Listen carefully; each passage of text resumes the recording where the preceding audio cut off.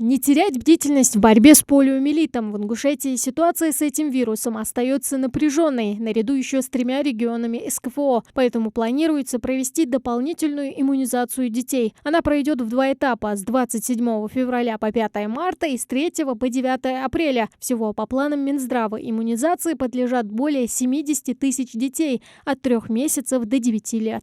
Воспринимают все по-разному, очень много отказников, людей, которые не понимают вообще сложность этой болезни, не понимают сущность всех прививок. Массовая разъяснительная работа во всех садах, во всех школах, во всех учреждениях. Выезжают все наши сотрудники, даже наш главврач выезжает по всем садикам и школам и разъясняет, что такая прививка существует, что она нужна всем деткам.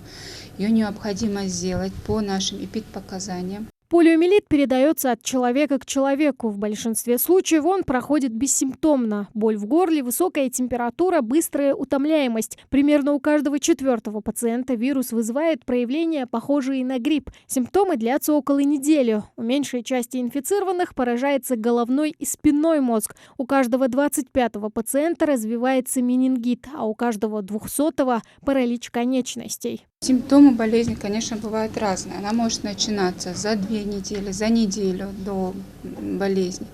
Может появляться температурка, как высоких цифр, так и даже просто субфебрильная температурка может быть. Может быть просто насморк. По типу ОРВИ может все протекать.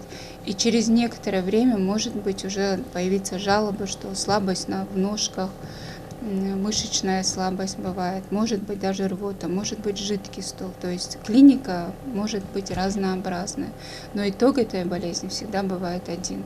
Это бывает инвалидизация, это паралич. Чаще всего полиовирусом заражаются дети до 6 лет. Инфекция проникает в организм через пищеварительный тракт. Вирус способен сохраняться там до 4 месяцев. Болезнь неизлечима, но ее можно предотвратить при помощи вакцины. Достаточно 6 доз для того, чтобы сформировался пожизненный иммунитет к полиомиелиту. В России прививки детям начинают делать уже с 3 месяцев, согласно национальному календарю. Сейчас у нас идет тур по полиомиелиту именно ОПВ. Это живая вакцина, ослабленная. На нее вырабатывается кишечный иммунитет. И иммунитет вырабатывается очень стойкий и очень стабильный. То есть 98-99% иммунитета кишечного вырабатывается на фоне этого. Вакцина сама очень хорошая. Она очень хорошо детками переносится.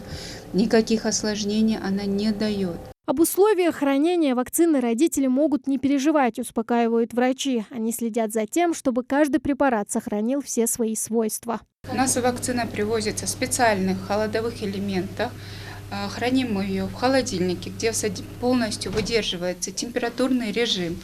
Вакцины все распределены по своим полкам, то есть смешанных вакцин у нас не может быть на одной полке.